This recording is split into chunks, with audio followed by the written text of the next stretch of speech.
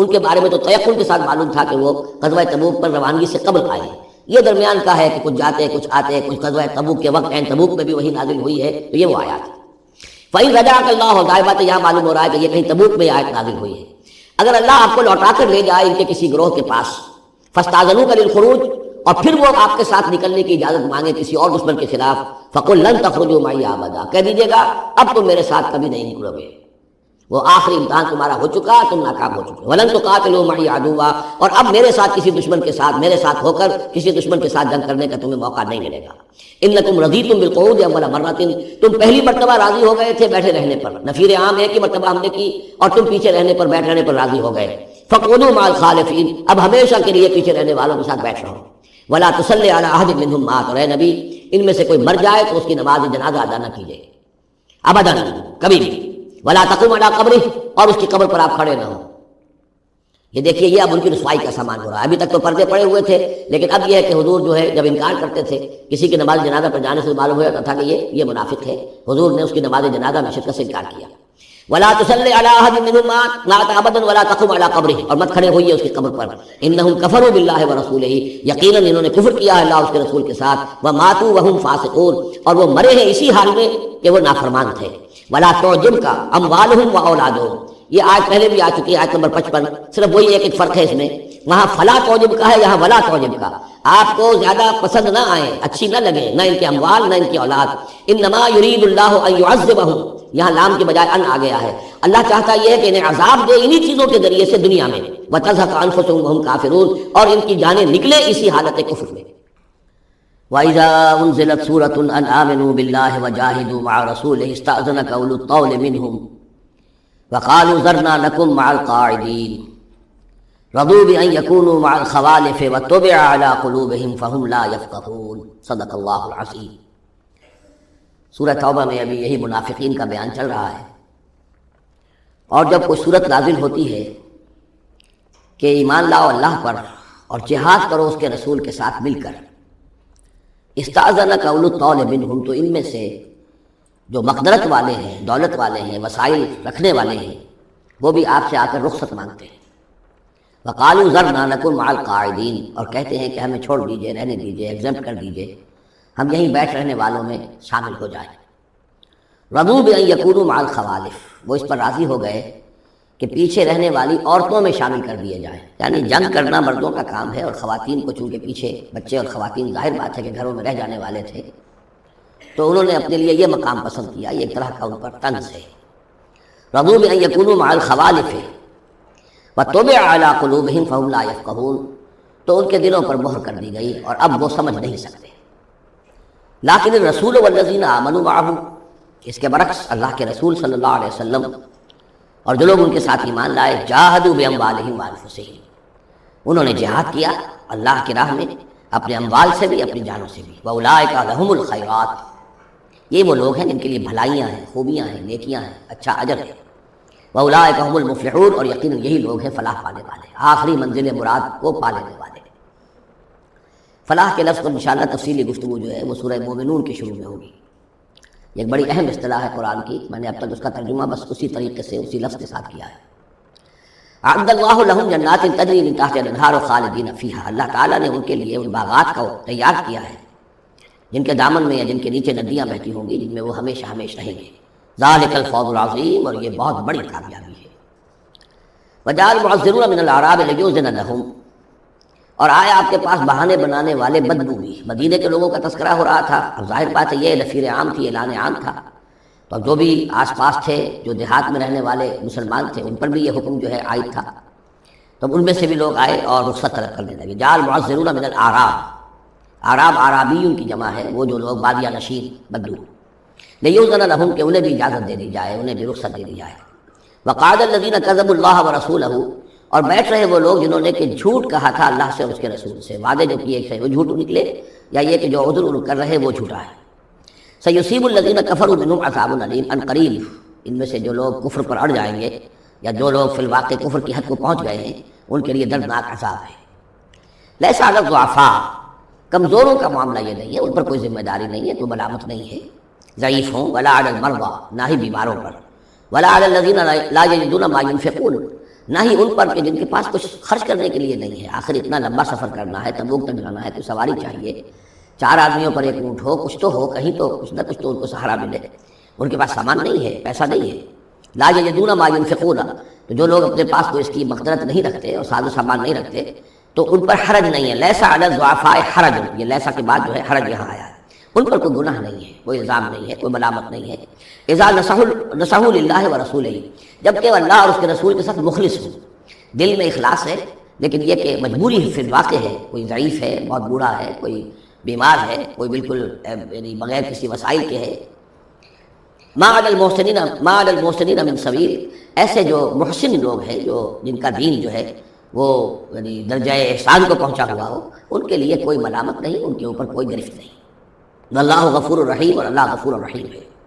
ولا علی الذین اذا ما اتوک لتحملهم، اور نہ ہی ان پر کوئی الزام ہے یا ان پر کوئی گناہ ہے کہ جو آئے آپ کے پاس، جب آئے کہ آپ ان کے لیے سواری کا انتظام کر دیں. لتحملهم، قلتا، تو اے نبی آپ نے فرمایا، لا اجد ما احملکم علیہ، نہیں میرے پاس بھی کوئی سواری کا بندوبست نہیں ہے، میں نہیں پاتا کوئی چیز جس پر کہ آپ کو سوار کر سکوں.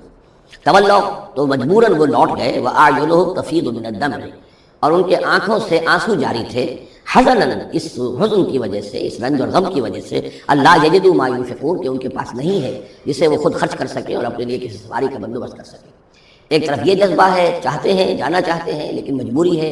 اس مجبوری کی بنا پر بھی اگر وہ رک رہے ہیں تو ان کو صدمہ ہے، افسوس ہے، رو رہے ہیں. دوسری طرف وہ ہیں جو اولو طول ہیں، ان کے پاس سب کچھ موجود ہے، وسائل و ذرائع ہیں، لیکن جانے کو تیار نہیں. انما السبیل علی الذین یستأذنونک وهم اغنیاء، ملامت اور الزام تو ان لوگوں پر ہے کہ جو آپ سے رخصت مانگتے ہیں جبکہ وہ غنی ہیں، مالدار ہیں. رضوا بأن یکونوا مع الخوالق، اور راضی ہو گئے اس پر کہ وہ پیچھے رہنے والی خواتین ہی کے ساتھ ہو جائیں. طبع اللہ علی قلوبہم، اللہ نے ان کے دلوں پر مہر کر دی. فہم لا یعلمون، اور اب وہ صحیح علم سے بے بہرہ ہو چکے ہیں. یعتذرون الیکم اذا رجعتم الیہم، اب یعتذرون چونکہ یہ فعل مضارع ہے تو یہ بھی ہو سکتا ہے کہ کر رہے ہیں، ترجمہ ہو کہ وہ اب بہانے بنا رہے ہیں یا عذر پیش کر رہے ہیں، اور یہ بھی کہ کریں گے. اس اعتبار سے یہ آیات یہ بھی ممکن ہے کہ اثناء سفر میں، واپسی کا جو سفر ہے تبوک سے، اس میں نازل ہوئی ہو، اور یہاں پھر ہم مستقبل کے حوالے سے اس کا ترجمہ کریں گے. اور یہ بھی ہو سکتا ہے کہ مدینے واپس تشریف لانے کے بعد یہ آیات نازل ہوئی ہوں، تو اب حال میں اس کا ترجمہ ہوگا. بہانے بنائیں گے وہ لوگ کہ جن کی طرف کہ تم جاؤ گے لوٹ کر، یا بہانے بنا رہے ہیں تمہارے پاس آ کر وہ لوگ کہ جن کے پاس تم آ گئے ہو لوٹ کر. یہ دونوں ترجمے ممکن ہیں. قل لا تعتذروا، کہہ دیجئے یا کہہ دیجئے گا کہ اب بہانے مت بناؤ، کوئی عذر مت تراشو، کوئی لیم ایکسکیوز پیش نہ کرو. لن نؤمن لکم، اب ہم تمہاری بات نہیں مانیں گے. قد نبأنا اللہ من اخبارکم، اللہ تعالیٰ نے ہمیں تمہاری خبروں سے پورے طور پر مطلع کر دیا ہے. پہلے تو معاملہ یہ تھا تبوک پر جانے سے قبل حضور کا معاملہ کہ وہ اپنی شرافت اور اپنی مروت کے اندر جس نے آ کر جو بات کہی تسلیم کر لی.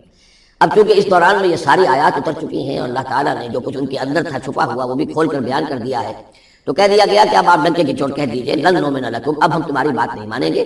قد نبأنا اللہ من اخبارکم، اللہ تعالیٰ نے تمہاری اخبار پر، تمہاری خبروں پر، تمہاری کیفیات پر اطلاع کر دیا ہے. وَسَيَرَى اللَّهُ عَمَلَكُمْ وَرَسُولُهُ، اب عنقریب مستقبل میں اللہ تعالیٰ تمہارے عمل کو دیکھے گا، اس کا رسول بھی دیکھیں گے صلی اللہ علیہ وسلم. یعنی آئندہ تمہارا کیا ایٹیچیوڈ رہتا ہے. ثم تردون الى عالم الغیب والشہادۃ، پھر تمہیں لوٹا دیا جائے گا اس ہستی کی طرف جو کھلے اور چھپے کی جاننے والی ہے. فینبئکم بما کنتم تعملون، تو پھر وہ تمہیں جتلا دے گا جو کچھ کہ تم کرتے رہے تھے. سیحلفون باللہ لکم اذا انقلبتم، یہ یقیناً قسمیں کھا کھا کر، حلف اٹھا کر اللہ کا کہیں گے جبکہ تم ان کی طرف لوٹ جاؤ گے یا آ گئے ہو.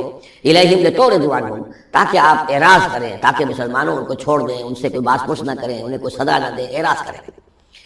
فاعرضوا عنہم، ٹھیک ہے ان سے اعراض کرو، ان سے آپ توجہ جو ہے پھیر لیجیے. انہم رجس، یقیناً یہ لوگ ناپاک ہیں. ومأواہم جہنم، اور ان کا ٹھکانہ آگ ہے. جزاء بما کانوا یکسبون، بدلہ اس کا جو یہ کمائی انہوں نے کی ہے. یحلفون لکم لترضوا عنہم، یہ جو قسمیں کھا رہے ہیں مسلمانوں تمہارے پاس آ کر، اس لیے تاکہ تمہیں راضی کر دیں، تم ان سے راضی ہو جاؤ. اس لیے کہ ظاہر بات ہے کہ ایک معاشرہ تھا، مدینے میں رہتے تھے، ان کے بھائی بند تھے، ان کے دوست تھے، احباب تھے، اوس اور خزرج کے اندر رشتہ داریاں تھیں، تو اب بالکل آؤٹ کاسٹ ہو جانا معاشرے میں. تو ظاہر بات ہے کہ وہ پھر کوشش کرتے تھے کہ سارے مسلمان ہم سے بدظن نہ ہو جائیں، سب لوگ جو ہیں بدگمان ہو جائیں، تو ہم تو آؤٹ کاسٹ ہو جائیں گے، گویا کہ معاشرے میں اچھوت ہو جائیں گے. تو وہ آ کے لوگوں سے ملاقاتیں کر کر کے پھر ان کو بتاتے تھے کہ نہیں، ہمارا تو یہ عذر تھا، یہ مجبوری تھی، ہماری نیتوں پر شک نہ کرو. یحلفون لکم لترضوا عنہم، اے مسلمانوں یہ تمہارے سامنے قسمیں کھا کھا کر اپنے خلوص کا جو اطمینان تمہیں کرانا چاہ رہے ہیں، وہ اس لیے کہ تم ان سے راضی ہو جاؤ. فَإِن تَرْضَىٰ عَنْهُمْ فَإِنَّ اللَّهَ لَا يَرْضَىٰ عَنِ الْقَوْمِ الْفَاسِقِينَ۔ تو اگر تم ان سے راضی ہو بھی گئے تو اللہ تعالیٰ ان نافرمانوں سے راضی ہونے والا نہیں۔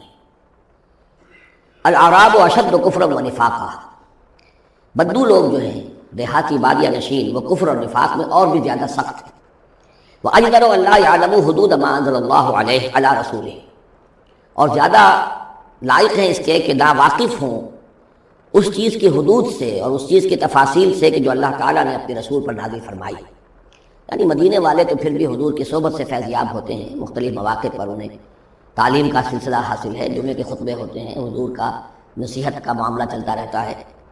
تو ظاہر بات ہے کہ جو لوگ ان چیزوں سے بھی محروم ہیں، بادیہ نشین ہیں، شاذ کبھی کوئی آیا مدینے میں تو حضور سے کی صحبت سے فیضیاب ہو گیا، لہذا فطری طور پر معقول اور منطقی طور پر کفر اور شرک، کفر اور نفاق ان میں جو ہے وہ شدید تر ہے۔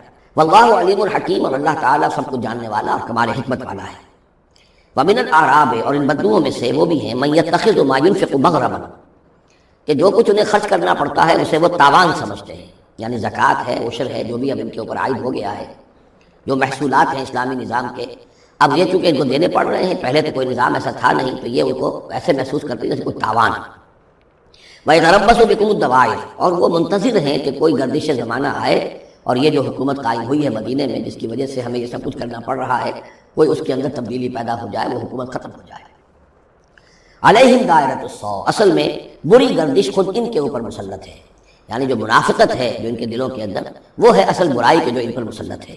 واللہ سمیع علیم، اور اللہ سب کچھ سننے والا اور جاننے والا ہے۔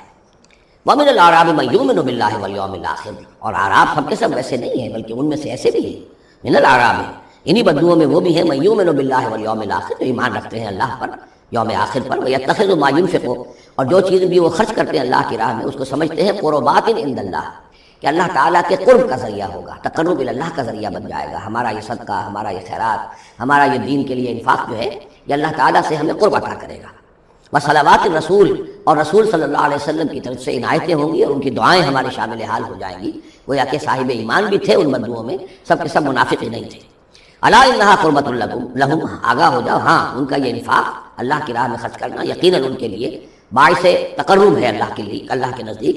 سیدخلہم اللہ فی رحمتہ، القریب اللہ تعالیٰ انہیں اپنی رحمت میں داخل کرے گا۔ ان اللہ غفور رحیم، یقیناً اللہ تعالیٰ معاف فرمانے والا، رحم فرمانے والا ہے۔ اب جو مضمون آ رہا ہے 13ویں رکوع میں، اس میں کیٹیگرائز کیا جا رہا ہے کہ اہل ایمان جو تھے اس وقت، یا یوں سمجھیے کہ جو مسلمان تھے ان میں کیا حفظ مراتب کا معاملہ کیا تھا۔ ظاہر بات ہے کہ تمام اہل ایمان ایک درجے کے تو نہیں تھے، خدا پنج انگشت یکساں نہ کر، نہ ہر زن نہ نستو، نہ ہر مرد مرد، نہ تمام مومن ایک جیسے تھے، نہ تمام منافق ایک جیسے تھے، نہ تمام کمزور لوگ ایک جیسے تھے۔ تو یہ بھی بڑی یوں سمجھیے کہ حکمت قرآنی کا ایک